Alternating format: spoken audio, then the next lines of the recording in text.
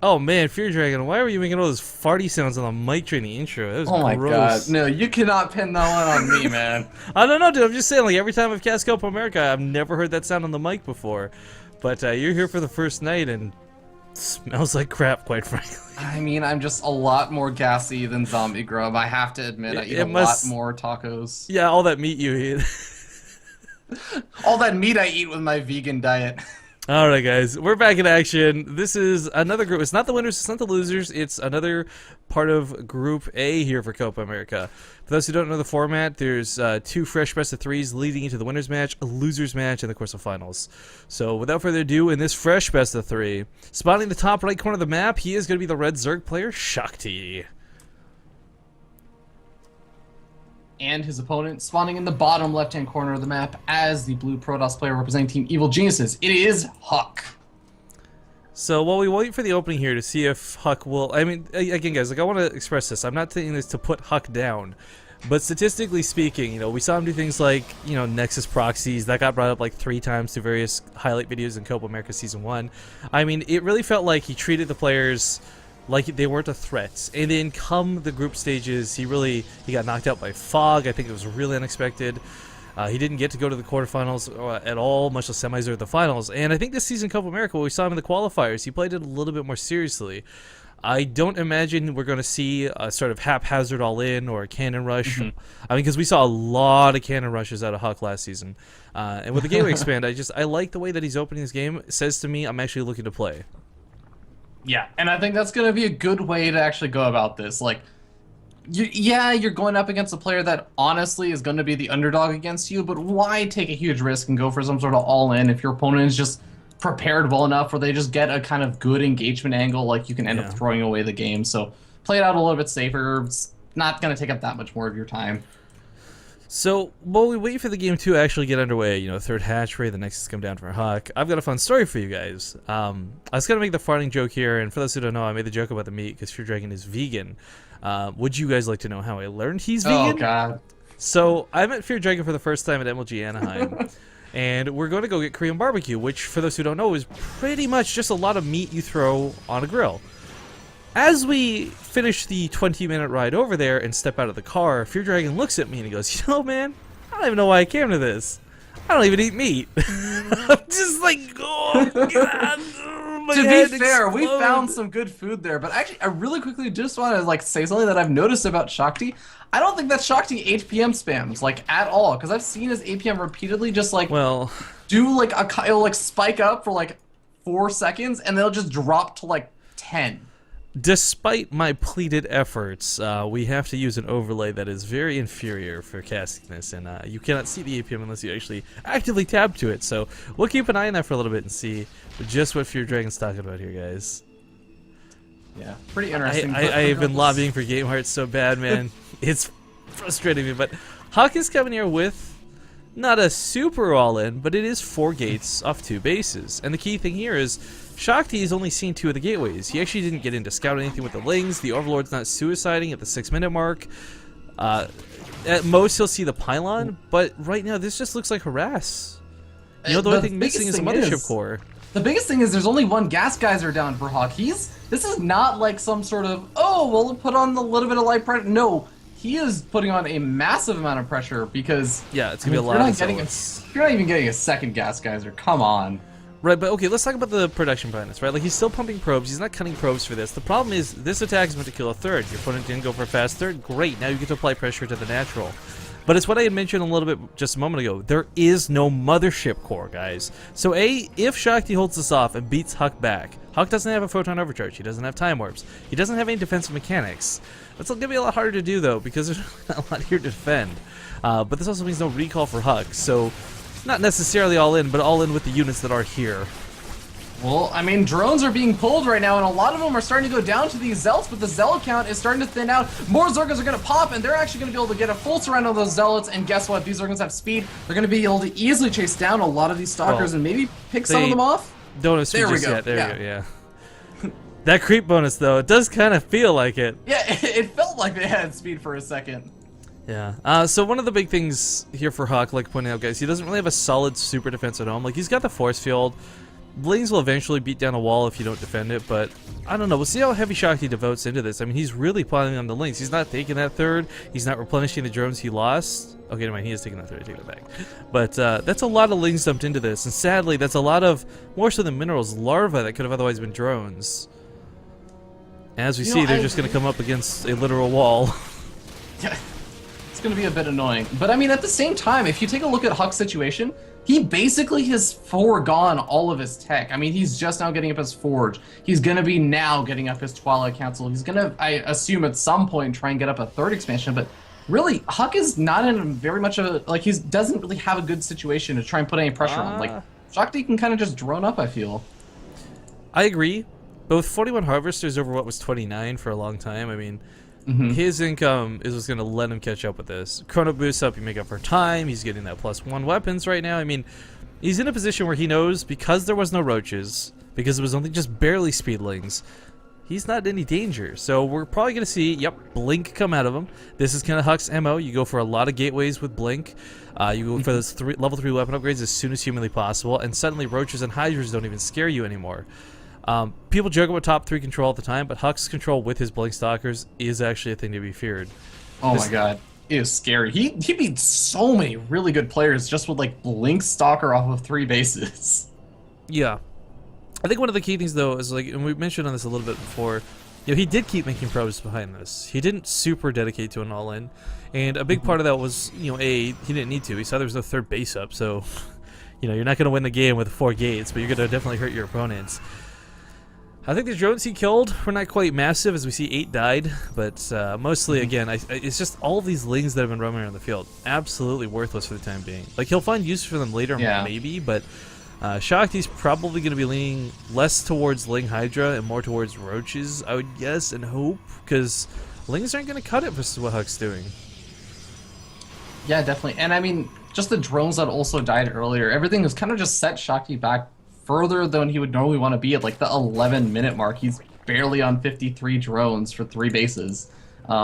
He's only just now taking like his 4th gas geyser and starting to kind of get into his later game, or I should say mid-game tech. I don't know. What do you feel like Shakti needs to do at this point? Well, worry about detection for one. We got a Dark Shrine on the way here out of Huck. This is something that, you know, versus Terrans can sometimes be an auto win, right? Because detection's so hard and far and few, but you know, Overseers will cover this up eventually. I'm surprised we don't see at least one Spore Crawler through any of the bases.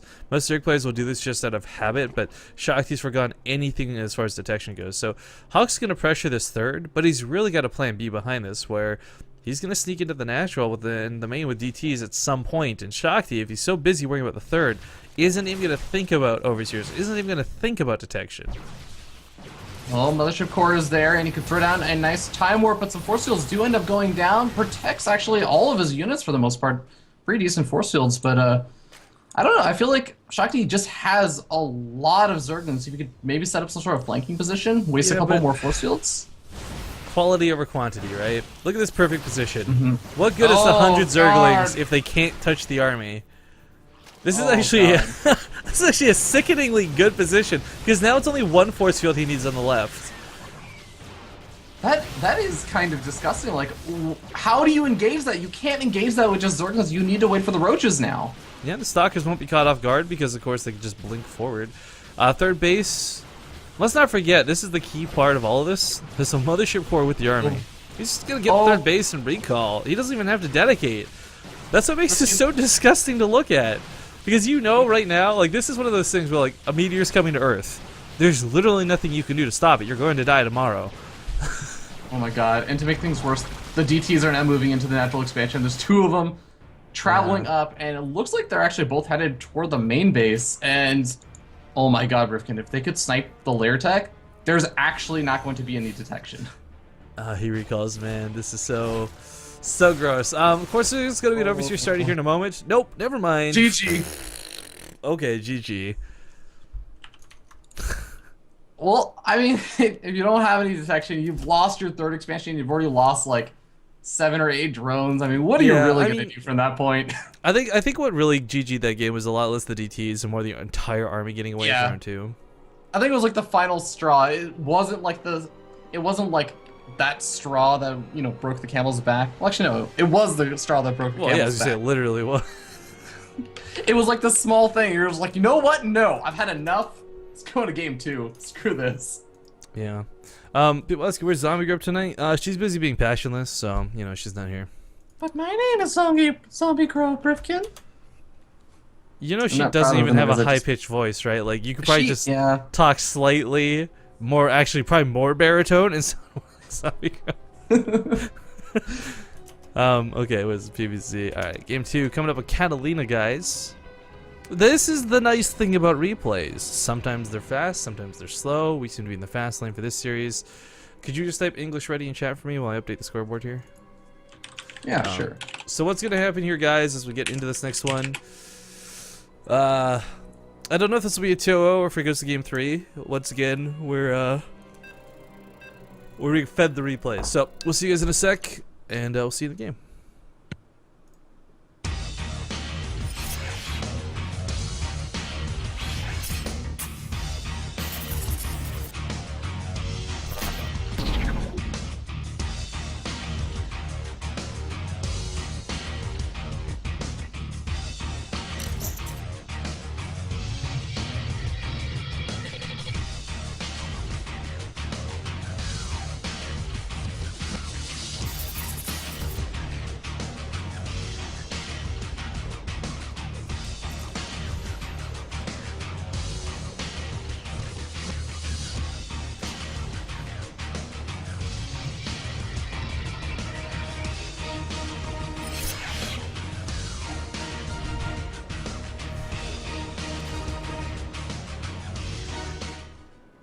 Alright, I just want to address one thing before we get too far into the thick of this game, guys. I kind of made a joke with Zombie Grub having no passion. The real story is, we've both been up since 5 a.m. casting. The difference is, I have an obligation to Copa America, and I saw an opportunity for her to take the night off and get caught up on some homework and maybe some sleep. So, we did give her the night off.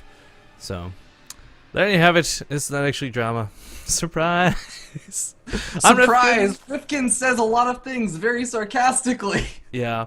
I'm Rifkin, guys, casting tonight with Fear Dragon. This is Copa America Group A. This is game 2 in this best of 3. Not the winner's match, not the loser's match, just one of the first matches of the day. This will determine who goes into the winner's match to fight against Hendrilisk and who will go to the loser's match to fight against Jim Rising. And here's a fun treat for you guys. We actually have Hendrilisk coming to commentate his own matches, as these are all replays tonight. The reason these are replays is to accommodate players who had to attend other tournaments, that were in travel to other tournaments, of course Jim Rising playing in Nation Wars, etc, etc. So anyways, without further ado, spawning in the top right corner of the map, he is the Red Zerg player, Shakti.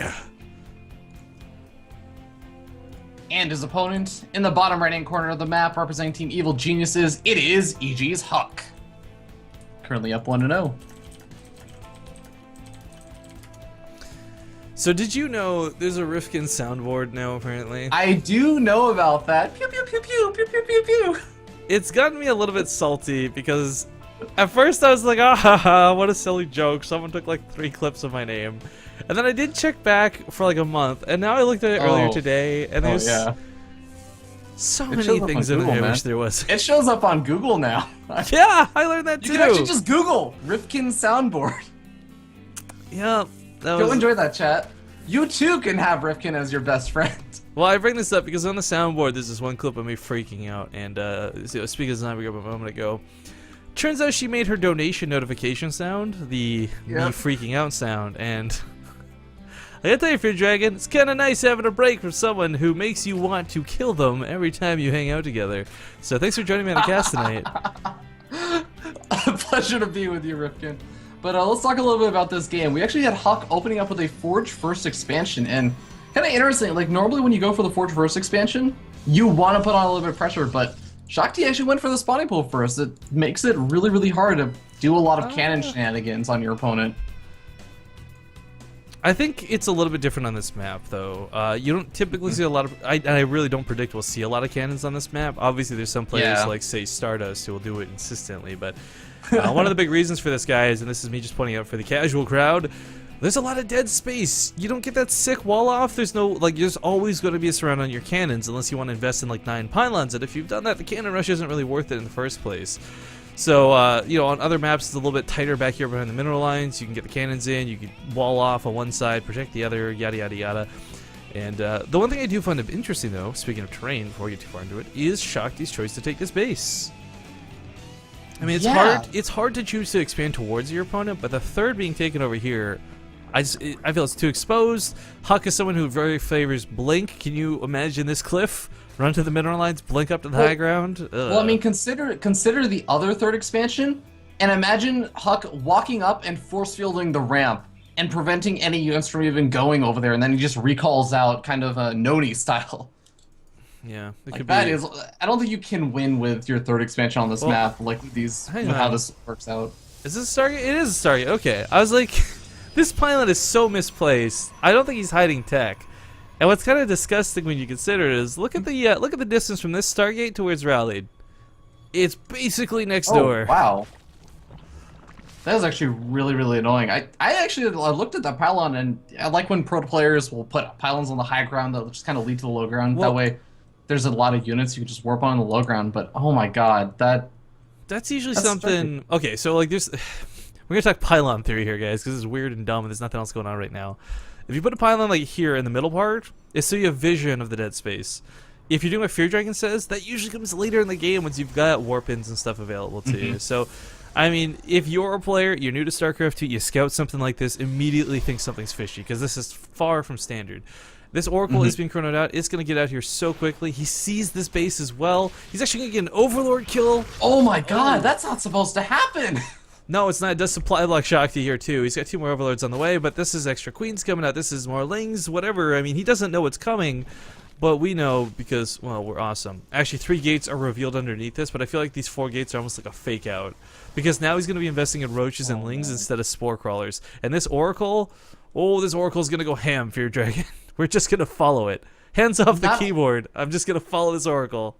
Oh my god, I just want to note also, Huck is setting up a proxy pylon. Oh, there's no Queen here! Why is there no Queen here? Oracle, start the energy! There we go, okay. Starts focus firing down. Queen was so late to the party! Where was that Queen? The Queen was in Queens, you know what I'm saying? I probably took the Midnight Express. Anyways, 4 Queens will shut this down. Huck actually gets about 7 kills on it before it dies. I don't think that was worth sacrificing the Oracle, but the thing is, guys, it wasn't like he was making just 1. Here comes number 2. This is a really interesting situation, though, because, I mean, now his hand has sort of been tipped. The Queens are going to be on the lookout and sort of positioning themselves in preparation for the next Oracle. I'm surprised. And what do you think is up with this pylon that Huck set up? Is that just like I just want to have a pylon in a good position out on the map? Or is he actually planning to do something? Well, if you've ever seen Huck on Frost, you know precisely that's actually exactly what it is. Yeah. But what I am curious about, though, is we have him, of course, dedicated to his air tech, right? So he's far gone any sort of blink. He'll be able to hold with sentries for now, but I'm surprised we didn't see a Void Ray. He did pass over a ton of Roaches, but speaking of that pylon, a lot of Zealot warp in here, and this base was abandoned due to the Oracle chasing all the drones off, so there's not even drones here to defend, much less Queens. Well, I don't think he'll be able to kill it this time, but it's going to be so low that the next warp in is going to be the execution. Actually, a Void Ray. He doesn't have energy on the Queens to transfuse. I think he's gonna rally a Void Ray over and try to focus it down. It's so dirty. That could actually be really annoying. Oh wait, he changed the rally. Okay, it was rallied across the map, but he's brought it back home. So safety. Yeah. I don't know, I feel like Shakti's not exactly in a comfortable position at the end of all this, but he does still have like a handful of Roaches and some Zerglings. Maybe you can try and put a little bit of pressure if he makes some more. Well, I mean, he's on 60 workers, so his economy is comfortable off this, but you're right, like, his army composition's a bit awkward. He doesn't quite know what Huck has. Like, he sees 2 Oracles, not thinking about a Void Ray clearly. These Roaches are actually free food if Huck wants to kill those instead, but he's going to go for the base. He's going to Prismatic Align, and he's going to YOLO it, man. This is... I don't know if he's going to get it. I think he might if there's no transfuse. Void Ray DPS is stupid. There's enough energy for a transfuse. Okay, yeah, there we go. Yeah. If that transfuse, guys, did not go down... He actually loses the Oracle. That's actually really bad and annoying. Wait, the Oracle did too? Where? No, it's still. Oh no, sorry, the Void Ray. Actually, he might finish it off with the Oracle though. Oracles don't have the same DPS as Void Rays, but they still attack really fast. Okay, he's actually can go for the drone line. Well, The Sport Crawler is gonna make that hard though. I think even there's only one attack angle he can go after that hatchery from without getting hit by the Sport Crawler. Alright, so we got a really big gateway on with a couple of immortals spread up behind this. This isn't your classic Sentry Immortal all-in. This is actually a little bit scarier because instead of sentries, he's invested in actual damaging units like Stalkers. The one downside for Huck, there's no blink behind this. You know, he didn't go for that tech upgrade. He could, but he's on his way to +2 weapons instead. Oh, there we go. There it is. Chrono boosted out. Yeah, I mean, that's Huck for you. You kind of have to expect it coming. Yeah, I mean, if you have really good blink control, why wouldn't you make use of it? These transfuses, man, they're hilarious because they're actually completely blocking what Huck's trying to do here. What I love is that maybe it's just because that's when the energy is actually getting on the queens, but he's always transfusing like when Huck is trying to kill the hatchery. It's like he's baiting it out. Oh. Well, the one downside is he did lose that pylon up there earlier, so he doesn't have that sick warp-in location, but the army composition he's going with, not really one that relies on reinforcements, but instead relies on sustainability, and he's certainly going to have that. Yeah, it's going to be a really awkward situation, but Spire is going to be finishing up for Shakti, as well as actually a Hydralist end starting, so he's I don't like going to that have Spire a mix of Dragon. units. You don't, yeah. There's too many Stalkers already in play. Blink Stalkers are usually not a counter to Mutalisks, but when it's en masse, yeah, these are going to get work done. Oh god, you know what I think is going to happen? Huck's going to push in over here, he's going to go to that third. He has a proxy pylon getting set up next to the 4th expansion of Shakti. He's going to warp in like a couple of Zealots and just take that out while he's pushing into this 3rd expansion. And I mean, he doesn't even have to do that much pressure on that 3rd expansion. Shakti can't even let him get there. He's going to try and go for it out in the middle of the map. Force fields go down, Time Warp goes down as well, but I just think that Huck has a couple too many units. Yeah, and sadly, they're all units that deal bonus damage to armored. It is important that the Huck did lose a lot of the Stalkers, because now rather than that unengageable amount, Mutalisks suddenly start coming into play, and he is going to pop those out. Looks like this base... Oh, is not going to get saved. That kind of sucks. Over here. But here's what's critical, that +3 weapon upgrade. You know, Blink Stalkers are okay, but without that level 3 weapon upgrade, they actually don't demolish like we sometimes see. Well, actually, hold that thought. Mutalisks getting some good damage, actually. They pick off one of the Immortals. Huck is on the retreat. He actually recalls out. He misses the Immortal. And it's not really... I mean... He doesn't really need the Immortal anymore, though, because we're not going to see more Roaches out of Shakti. He's going to be going Mutaling for the most part. That is true. I don't know, like... I mean, it sucks he lost it. Yeah, it's a free unit, but still. Huck has killed off some bases and everything, but Shakti still has a kind of scary army, and Huck lost a lot of really expensive units. I give it to you. In supply, it looks a little bit scary, but again, let's keep in mind it's mostly Roaches, which are incredibly supply inefficient, and Lings, which are not super effective. That's true. That's true. Actually, fighting in a choke is going to be Huck's greatest asset here. This is that control we're seeing out of Huck. We see those Blinks back. A couple Force Fields are down on the ramp. Blinks coming for the backside, though, might catch him a little off guard. I don't think he's ready for this. Huck's suddenly in a bit of trouble. Photon Overcharge unavailable because, of course, that recall. Oh, can he kill enough of the mutas to use Zealots and Stalkers to warp in? I think Huck's actually about to lose this game, Fear Dragon. Oh my god, the Mutals are focus firing down the Stalkers. There's only 2 Stalkers left. They blink back. They give up the 3rd expansion. And it looks like Shakti might actually be able to even up the base count. Meanwhile, he's taking his 4th expansion once again.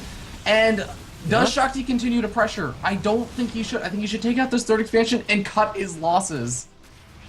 I don't know how I feel about that, actually, because you want to kind of snowball off this, right? Like, it's taken a while to kill it, because Zerg doesn't have a lot of building killing power, but as we see, Huck is not at a position where he's got a lot of units to fight with either, so it's kind of beat him back while they're down, but 3 more gateways are coming in, and Huck's going to look to just super gateway on off 2 bases. I don't know if I love this move. I mean, he's got level 3 weapon upgrades, so everything he has is going to hit like a truck, especially and including Archons. Still, this base lives despite a Zealot run by. Yeah, I saw that. Well, that one Zealot ran by is just like, guys, I got this. The hatchery's like regen half of its health by that point. Oh my god, this is the true Immortal. Forget those Protoss units. Yeah, he's got to kill a gateway to get out of his base. Oh no. Because of the Archons, right? The Archons aren't big enough to fit through the gap. Fatty Archons. This is Huck's last hurrah at this point. Like, the Mutals... Well, okay, the Mutals can't actually go in because there are like 4 cannons inside the main base, another 2 or 3 inside the natural expansion. But there's no expanding off of this for Huck. He has to win with this. Okay, so one of the Archons is stuck in the base. Its AI is really dumb. Actually, I don't think it can fit between Tele Council and the pylon. Oh my god. And the other pylon at the mineral line blocks it out too. So Huck actually has one Archon to work with. If those two Archons could get a miracle hit on the Mutas, you know, on the Lings, Huck actually comes back in this game. But because there's no possibility of that whatsoever, he's in a lot of trouble. Some good Mutalist control is actually picking off all these Stalkers also. Like, once Huck loses these Stalkers, he doesn't have anything to deal with. I'm so mad at this Archon right now. He's a stationary cannon that does splash damage. No, but look how much damage that other one single Archon did. He almost beat back an entire army with that and Zealots. If a second Archon had been in there, oh my god. Scumbag. He's gonna march more in. Oh no! In the Archon arena. Oh no, Huck. Oh no. I don't think he realizes it is what makes this the worst part. He'll realize it in a moment, but he loses a Stargate in the main. Yeah. Mutas are starting to get a little bit. He must realize it now. But I mean, here's the issue: is that Shakti has like. He absolutely does not. GG. 3 Archons caged in his own. I mean, this game was long over, guys, before this Archon dilemma, but still. Freaking BM Archons. Shakti will take us to game 3. Cool. Cool. All right. Abed. Cool. This is where the Shakti comebacks comes in, Rifkin, because remember, I was saying this earlier in the broadcast, Shakti last season got 2-0'd by Huck, dropped out of the group stages, did not advance onto the brackets. This time, he's looking for the win. This is his revenge season. Yeah. Game 3 gonna be on King Sejong Station. Somebody asking Terraner games here. I'm assuming, are you asking if Terran games are here? The answer is no. Not tonight. That's on Group D. That is Group D. The Terran. It's not Terran games. It's Terran game. Okay, why is King Sejong Station not working for a map intro? Are you for real right now? That is unfortunate. It is guys, while we're waiting, edit the fucking the freaking files. Pardon me. Yeah, look, guys, while we're waiting, just a little bit of info about Shakti, because I know that we are on the English stream, and you don't actually see much of Shakti, as you see a lot of Huck in a lot of other tournaments and stuff, and a lot of English broadcasts. But Shakti is actually pretty young, 17-year-old Zerg player from Brazil. And to be entirely honest, like, that game was a little bit weird. I'll give it that, but I mean, Shakti still managed to take the game over Huck with a really, really solid engagement over by Huck's 3rd expansion. And I'm kind of looking forward to see how this next game goes, because you know what? Huck seemed like he was kind of frustrated with a lot of things. Like, for example, noticing how he had those 3 Archons trapped inside of his base, like, for a good 5 or so minutes. Like, that's the kind of sign that maybe you're not playing totally on your game. And you know what?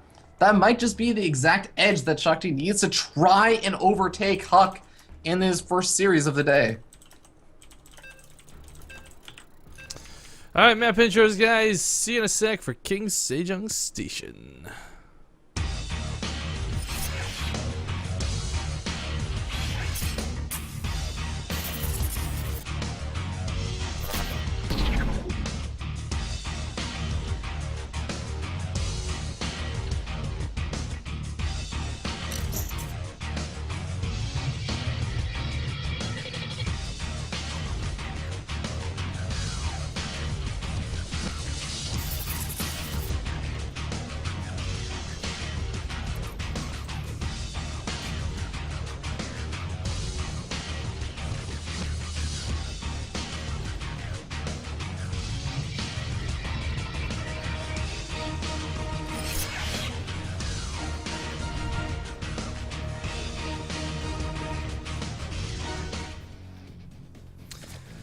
Okie dokie, welcome back, Artichuki. We are in game number 3 in one of the matches that decides who goes to the winners and who goes to the losers. Spawning here in the bottom right corner of the map, perhaps being a little bit underestimated last game. Brings the series back, tying it up 1-1. It's the Red Zerg player, Shakti. And his opponent spawning up in the top left-hand corner, representing Team Evil Geniuses, it is Evil Geniuses Huck. And Rifkin, I want you to pull up the APM tab just for a little bit, and just watch as Shakti's APM shoots up and then drops back down to like 20, repeatedly. And keep an eye on that, That's but fascinating. keep an eye on the probe at the same time. This is a forge first, after all. And this is a map notoriously good for potting some cannons down. This is gonna be fun. Huck has, as you said, done a lot of can shenanigans in previous seasons of Copa America. Yeah, last Is he gonna do it season, again? last season he Oh. showed us doing some really cool stuff on Overgrowth specifically and especially, but King Sejong's got some pretty sweet mineral line spots. You can put a pylon there on the left side, wall this in, and have a cannon completely protected, but he's not going to fully wall off on either side for now, so darting around waiting for that to complete. Of course, the key thing is you do not lose this probe. Well, there's only 2 drones. The third one is finally coming down. I feel like that third one normally comes I out a like little what bit he's earlier. doing, though. Look what Shakti's doing. This is really important. He was trying to block surface area here. Oh, that's really smart. That's actually really well done. Huck is throwing down a cannon, Here's- but I feel like that cannon is this not going is- to finish up. This is the problem, though. This is why you patrol the drones, guys, instead of hold position them. Because if you don't, then Huck just builds right next to your drone. So, like, halfway Oh. to a perfect response. Second probe comes across the map now, too. Getting a little bit more Oh. messy and doing what he can to keep that the cannon in the middle alive. He's going to have to do a Hold couple on, more Rifkin. cancels. I think he's actually looking pretty good right now. I mean, one of the probes is low in health. It looks like neither of these 2 cannons that are closest to finishing are actually going They're to not finish. meant to. It's just this middle one. That's the only goal he has to complete. Well, I mean, Ooh, no queens are cancel, on their actually. way, That was a though. kill. Oh, what? GG.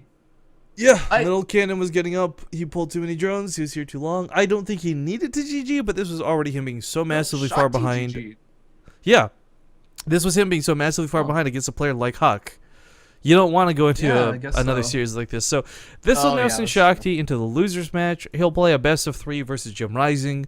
Huck will go to the winners match against Hendrilisk. I will request to try and get Hendrilisk's match, so he can try and get Hendrilisk to come commentate his own matches, ironically.